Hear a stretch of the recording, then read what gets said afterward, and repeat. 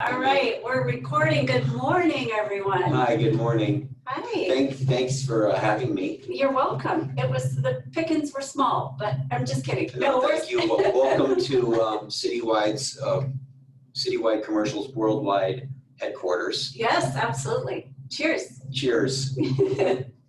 Good morning, everyone. Thank you for joining us for our Central Arizona CCIM webinar. We're here with Todd this morning to talk about the industrial sector and what's going on there. We've got an expert to give us the updates. Before we get started though, I did want to say again, good morning. Thanks for joining us. Just a couple quick reminders. Tomorrow for our members, we have a Zoom bingo.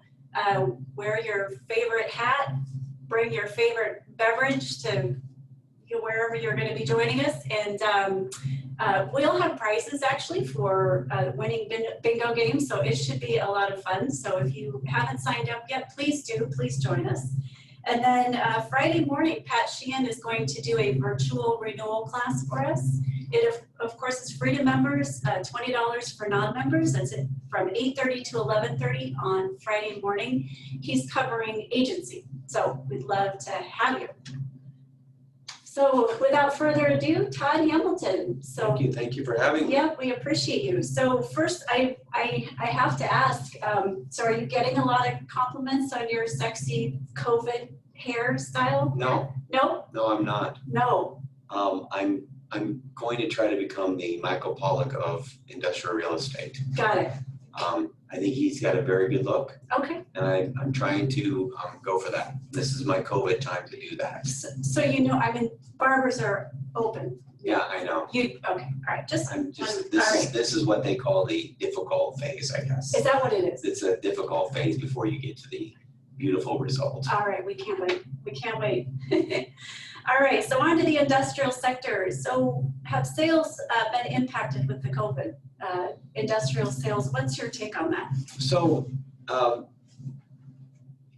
we had great momentum going into this year, and we thought it would be just probably one of the best years we've ever had. And COVID hit, obviously. Everything has just been on pause. We closed, we had several escrows opened. Most of them closed without any problems. Okay. We did have some buyers get a little nervous, and they felt, okay, I mean, am I going to have a business? And our price is going to be lower. Am I making a bad decision? Mm-hmm. But they ultimately closed the deal. There was quite a pause, a nice 4 to 6 week pause where there just was virtually no activity. Mm-hmm. It's picked up, especially in this industrial world. SBA is lending. There are actually some great SBA programs. I think we're going to have even more SBA lenders and more SBA deals happen, which will in turn hold up the prices. Let me just tell you. So Brad, I was talking to a friend of mine, Brad Berg. He does a lot of SBA lending. And he told me, don't quote me, I would call your SBA person, but there are going to be, if you do an SBA loan, the government will pay for your first 6 months of SBA payments. I did see this. Isn't that crazy? Yeah, it's an incredible program. I'm actually working on a deal right now. They're trying to get it closed by the end of June. Mm-hmm. In order to get the next 6 months paid for by the government. Yeah. That has never happened. So I think that's going to stay, I think prices are very strong and they are stable in the industrial world. I think that they will probably get stronger because we still have a lack of inventory for single tenant industrial buildings. And I think the inventory will continue to shrink. I don't think we're going to have a big influx of defaults because the SBA is also they're basically allowing the existing SBA borrowers to forego payments. Mm-hmm. And I believe I've heard anywhere from 6 to 12 months. Wow. It's an amazing time period. So forego, I mean, they're tacking it onto the end. I think they'll ultimately have to pay for it, but in the interim, they don't have to make the payment. So that's not going to cause a lot of stress. Yeah. That's the biggest expense for these single tenant, with the exception of real estate taxes. But if you don't have to pay your mortgage for 6 months, you probably can weather the storm. Right.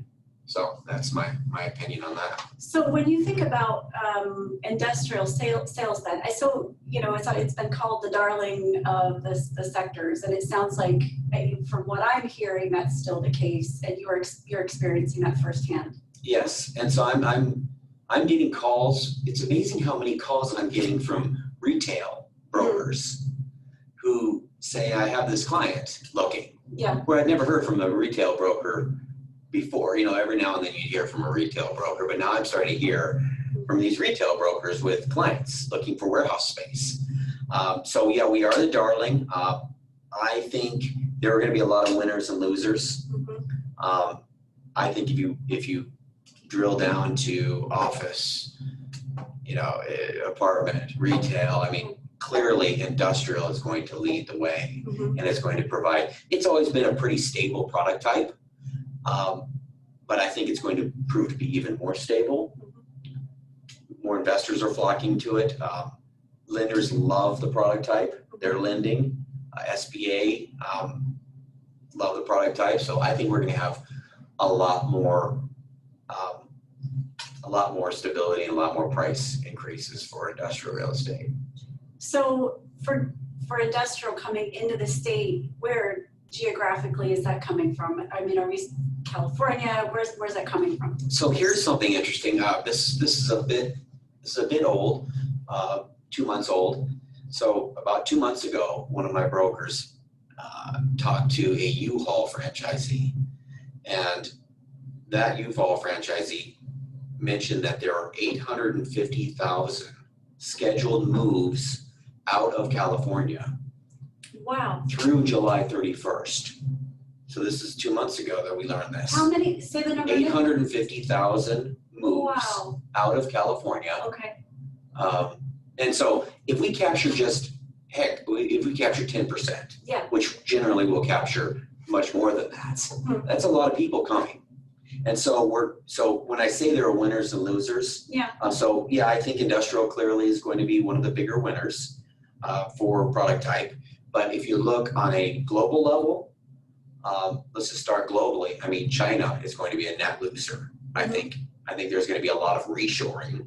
Who would have known about all of our pharmaceuticals being made in China? I think that was a big aha for most of us. Why build a battleship, right, when you can just cut off our Viagra supply? Can you imagine? The problems we'd have? Or whatever pharmaceuticals. So we have China that's going to be a net loser. And then we have, if you take it to the United States, I think you're going to have a New York being a net loser, Illinois, California.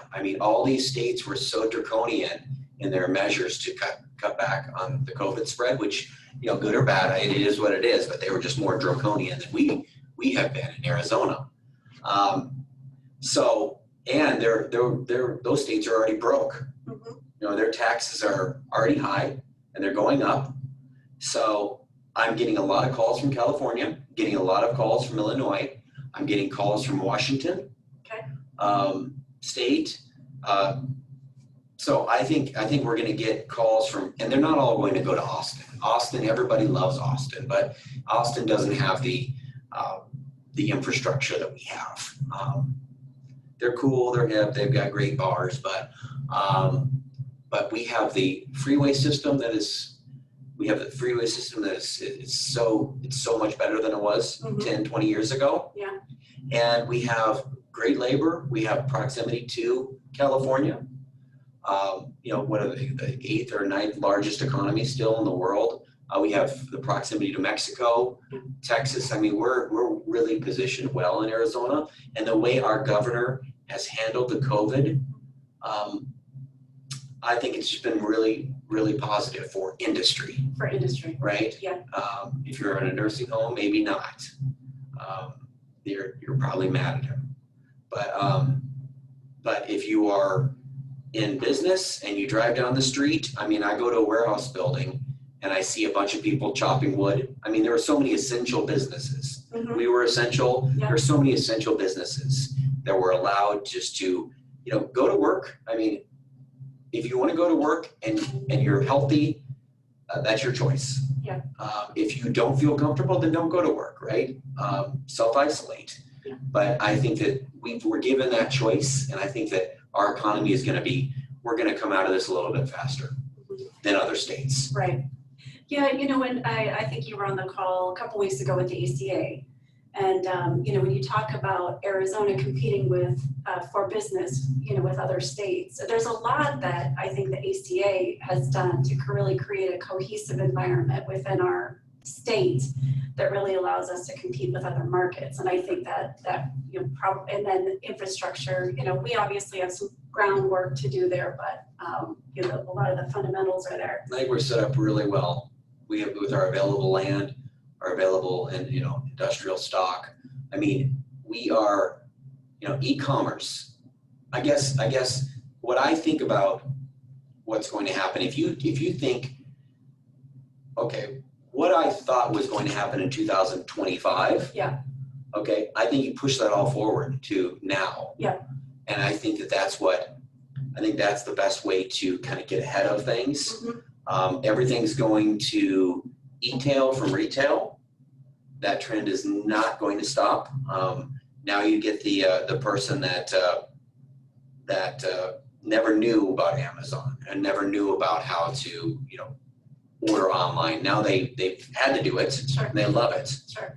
So I think that's just going to really increase the sales. I think our toughest problem is to keep up with that demand. The demand. Logistically and just warehouse space wise. So then from what you're saying, you think about vacancy, you think about rates and things like that, from a leasing perspective. I mean, this is not, we don't see a downward trend there. From the industrial world, are there going to be hiccups? So the interesting thing is, it's almost like the old Wile E. Coyote cartoon, mm-hmm. where he falls off the cliff. Yeah. And then all of a sudden he's levitating because the little roadrunner has stopped him. It's almost like that's the government's the roadrunner. Okay. Right? And it's just kind of levitating, the coyote. And is the government just going to, is he going to just fall once he stops levitating? Or is he going to scurry back up? Mm-hmm. Right? I don't know. I mean, are we being falsely propped up? I'm sure there's a lot of that because of all the liquidity that's in the system right now. Okay. I mean, I don't know how many trillions, but trillion is a big number. Sure. You know how long it would take you to count to a trillion if that's all you did all your life? No. Take a guess. Okay, I'll tell you. It's 31,709 years. Wow. To count to a trillion. Wow. So, and we are just cavalierly just throwing out these trillions of dollars, yeah. Which is fine for me and you and everybody else, but our kids, mm-hmm. there is going to be a day of reckoning, right? There is going to be, we're going to have to pay that back someday. So anyway, but right now we have so many dollars out there. So is the coyote going to drop and just, die, or is the coyote going to climb back up? I think Arizona-wise, I think that we are probably going to, we're going to weather this better. And just long-term, I think we've got a great business-friendly environment. I think that people are moving from the cities to the burbs. Mm-hmm. I think that people can build their software and build their product in Arizona so much, easier than California. So anyway, I kind of lost my train of thought because of the. That's okay. No, we were just talking about rates and vacancy. Yeah, I think that it's going to be. I'm very bullish. I'm so bullish on Phoenix that I think that it's a boom and bust place. Mm-hmm. I think we've diversified our economy to where we're probably less of a boom and bust place. Yeah. However, I think that the next 20 years, we will see, you will be surprised on how much we grow. Mm-hmm. We have so many great things going for us. If we can manage water, yeah. I think that sky's the limit for Phoenix, Arizona.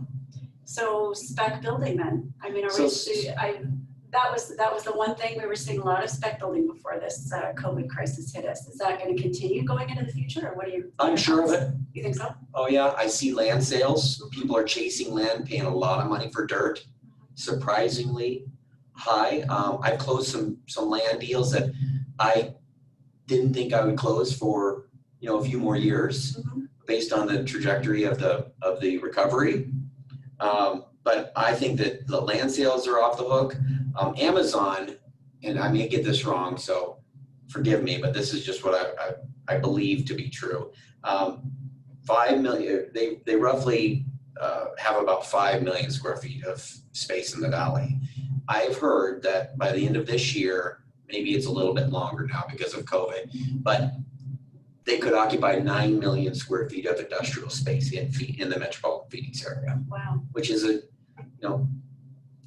and I think that that's going to just happen more and more as people just go to e-tail. So product type then, and geography, I want to touch on those. So product type, big box, small box, and then geography, east, west, north, south. What's going where? I've heard that it's big box on the West Valley, a little bit, smaller box in the East Valley. What is your? Yeah, I mean, that's so basically, that's what you've seen. That's what I'm hearing. So I'm sorry. So that's basically how the valley's set up. Okay. You have more on the east side. You have more of the single tenant, more of the manufacturing, the high tech. You think about high tech industry, manufacturing. That tends to be more on the east side. If you talk about big box distribution, you think more west side. You think the new Loop 303 and the 10. There's some fantastic properties going up out there. So when you think big box, you think west. And land is cheaper. The proximity to California is fantastic. And so that's generally, that trend is just going to just continue. It is going to continue for a long time. Okay. So the lender climate, I know you talked about SB. What else are you seeing out there in the industrial sector? So it seems to me that lenders are being more particular. SBAs are taking longer, and that's rightfully so. I mean, with the PPP program, they are so inundated with PPP applications, et cetera. They have a lot going on. And then with all these forbearance programs and new people trying to get SBAs, the single tenant industrial building market is very strong. A lot of lenders want to be in that market because they do have the SBA participation. It's the industrial investment sales that picture's a little cloudier. Now, when you talk about the big box stuff, I mean, there's money out there for that. The $50, $100 million deals, there's money for that. When it comes to the multi-tenant industrial type properties, I think lenders are being a little bit more cautious. But I think most, the interesting thing, and I'm kind of jumping around a little bit, but so I think with lenders, with landlords, what everyone's finding is, wow, this hasn't been as bad as we expected it to be.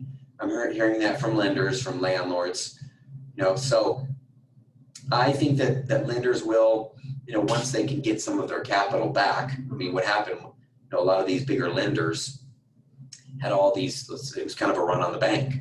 They've had all these big corporations take all their cash from the credit lines. Yeah. And now they don't have the liquidity, the money to lend out to other people. So I think that if you have a good investment property that's stabilized, you'll find a lender for it, and maybe even a life company.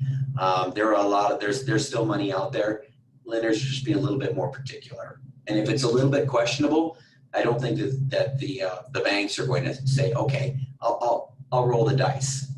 They might ask for a lower loan to value, Right.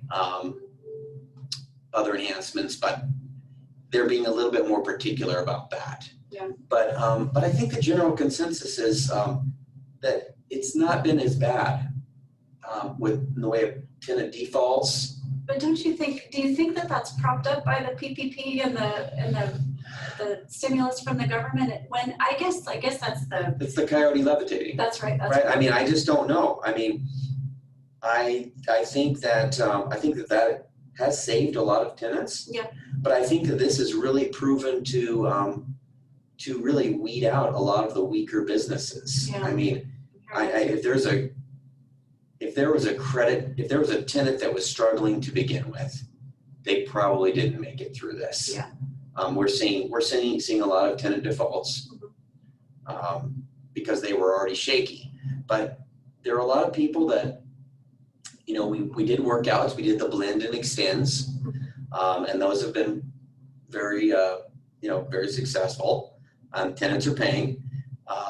So it just hasn't been as bad as we expected. And are we past that? I don't know. I mean, it feels like the economy is getting better each day. I mean, what we have to realize is that we had a very strong economy. Yeah. It was fantastic in January. Yeah. In February, and it fell off a cliff. Right. Right. And then the government comes in with very low, the Fed is fighting this, interest rates are going to be low for a very long time. Yep. And there's all this money in the system. So I think the coyote's going to climb back up the cliff, and I think we'll be fine in Phoenix. And I think this will just be this is the recession everybody was dreading. Yeah. And that was the one thing it was so tough in our business. Yeah. Because, if you were investing, you're thinking, okay, they're saying now the recession isn't going to be until late 2020 or 2021 or 2022. Yeah. Well, now we have a problem, right? We have the recession. Mm-hmm. It has happened, right? Will it be brief? I don't know. Will it? It feels good. Anecdotally, it feels good out there in the industrial world. If you're trying to lease space more than 10,000 square feet, things are still on pause a bit. But if you're working on deals less than 10,000 square feet, that activity is very strong. Very strong. People are leasing, people are expanding. So And lenders are lending. And lenders are lending. And I've heard 60-40. Is that what you're seeing in terms of loan to value? No, with the SBAs, people are getting 10% down. Mm-hmm. So we're seeing a lot of SBA lending. Okay. That's predominantly what I'm seeing. Okay. And it rightfully so. You're getting 6 months of your payments paid. Yeah. By the government. Yeah.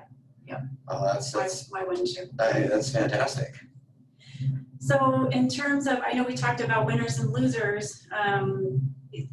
In your industrial sector, when you think about the goods and services within the industrial sector, can you speak to that?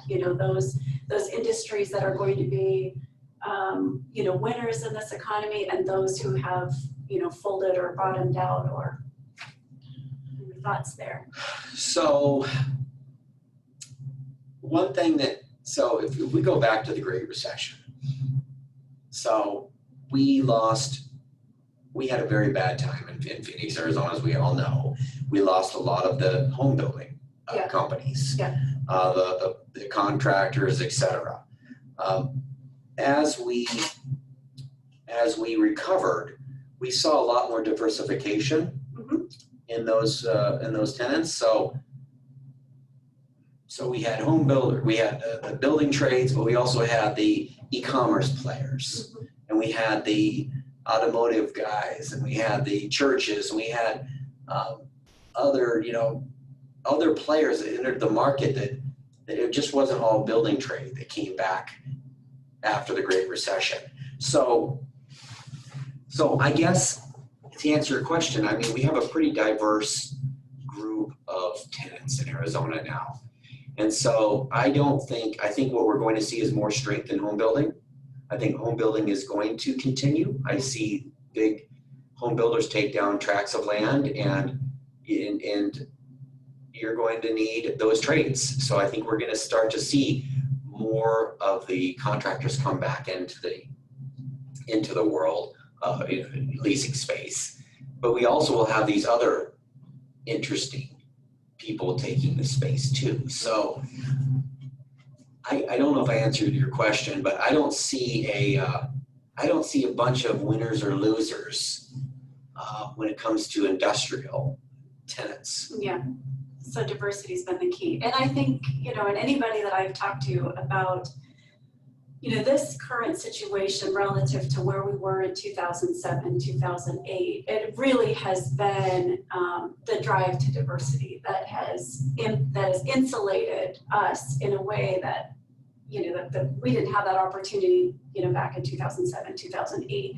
And I think obviously there was our legislators recognized that. So there's been a strong build to create a lot of infrastructure, a lot of diversity and all the asset classes and things like that. So yeah. I think that's what makes this very different. And to your point, I love the Wile E. Coyote Roadrunner, really, and James Murphy overwhelming, he said it's, somebody turned off the engine to the car. The car is still good. The wheels are great, chassis is great, strong engine. We literally just turned off the car. So when you turn the car back on again, chances are, the momentum is going to continue. So I agree with you, and I think that we all have to be careful about what we listen to in the news. Yeah. I mean, we have this COVID spike in Arizona. I do think we all need to wear masks, and we all need to do our part to stop this COVID spread, because as soon as we get done with this, we'll be off to the races. But also, when it comes to the unemployment numbers, I'm seeing that there are a lot of unemployed bartenders, people in hospitality.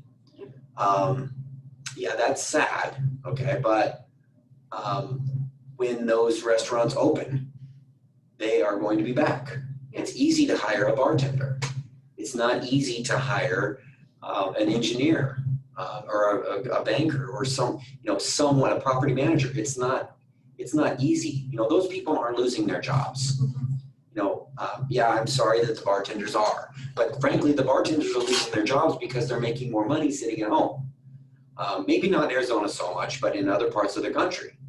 They are making, I have a friend that has a dairy farm. He is, and this is not meant to be political, but it's just what I've heard.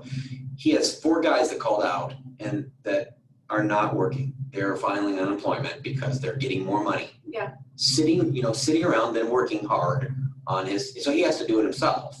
Right. And so as soon as the government programs run out, I think you're going to start to see people coming back to work. Right? And let's not disincentivize people for working.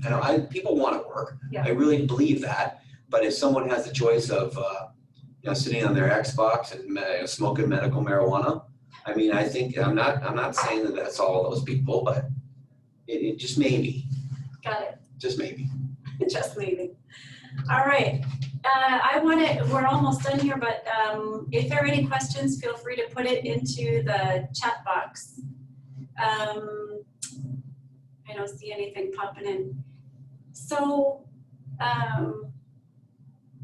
recovery. I mean, what are your thoughts on recovery? When do we start seeing, and nobody likes this question, but when do you think we start to see, when does the car turn on? I mean, when do we? So I think the good thing is, I think Arizona's been very lucky. I mean, with how we've still been able to maintain construction and so forth. Yes, hospitality got hurt in March and April, but luckily we had November, December, January, and February. But I guess my point is June, July, August, and September are not the best months to be in Arizona to do commerce. And yes, and the news is saying that, we have this big spike. and we do need to manage that. But let's just hope the spike goes away, right? And then, but if we're going to get a spike, let's have it now, right? Let's have it when it's our slow period anyway. Mhm. And so I think that Q4 of this year could be very strong. Okay. And then, you know, a lot of it just really comes down to the vaccine. Yeah. I believe it. I think a lot of smart people believe that we'll have a vaccine. If we don't, I think we'll have a big problem. And that'd be a surprise to the market and everyone. And you know, a lot of people just, it's very depressing right now. Sure. I mean, it's just very depressing. So, so if we're going to be depressed and everything's going to be terrible, let's do it now. Let's just get it out of the way. When the sun is out. Let's get it out of the way. I mean, And the it's pools are hot. open. It's hot. It's depressing. But let's just muddle through this for the next couple of months, and then I think things will be, you know, great. It's time for Christmas. And time for Christmas. Okay, so Yeah, Santa's coming. Santa's coming. Okay, you heard it here. So, and Marina, I just have to say, she's done such a great job with CCIM Local. Oh, I mean, if there are winners and losers, I think that CCIM Local is going to clearly come out to be a winner. These programs are great. Your leadership is fantastic. You've really made the local chapter shine. oh, So I appreciate that. thank you from the bottom of my heart. And next year will be great. We're looking for board members. We are looking for board members. All right, before we go, thank you for that. I didn't pay him to say that either. All right, from Rick, how long did it take to calculate the time it takes to count to 1 trillion? How did you do that? Clearly you didn't do it. No, I asked the Google. You asked the Google. I asked the Google. But it's interesting, isn't it? It is very I mean, you interesting. know how long it takes to count to 1 billion? Now, you can do that in your lifetime. It takes about 79 years to count to 1 billion. So can I, That's if when you're born, you're step 1, 2, 3, you know. why is this? Why is it Just interesting? Because people don't understand how they're big numbers. big numbers. People don't, it's 1 billion, it's 1 trillion. Hey, let's just throw out another trillion. Let's go. Yeah. I mean, I just want people to, that's a big number. Okay. So sorry. I I mean, know, I love it. I that's think it's why. great. All right, a little bit more about reshoring process, what that might look like for companies looking to transfer from China. So, I mean, that's a great question. Yeah. I mean, I'll tell you, I mean, the pharmaceuticals. Yeah. We've had a lot of calls from pharmaceutical companies saying, okay, well, we need to be, you know, just, it's a national security issue. We need to be in, you know, we need to actually manufacture in America. Uh-huh. And then we've had, I mean, I've had some other big clients of mine saying, hey, it's not going to happen today, but we are going to take our Chinese manufacturer and we're going to partner up doing something in the United States. You know, this is in the furniture related business. So I think that, you're going to see a lot more reshoring because of supply chain issues, a renewed sense of patriotism, maybe, I don't know, and just this has really exposed our vulnerabilities, this COVID-19. Yeah. I think they call it COVID-19 because it's the 19 pounds that we've all gained during COVID. Thank you for clearing up I'm the almost debate. sure of that. It's the 19 pounds. Okay, all right. Mine might even be 20 for me. All right, So we believe you. Well, Todd, thank you so much for joining us this morning. I appreciate it. And thank you for your service on the board and looking forward to your presidency next year. thank you. And everybody, just thank you for your continued support. We couldn't do this without you. So thanks for joining us. Thank you very much. We'll see you next time. See ya.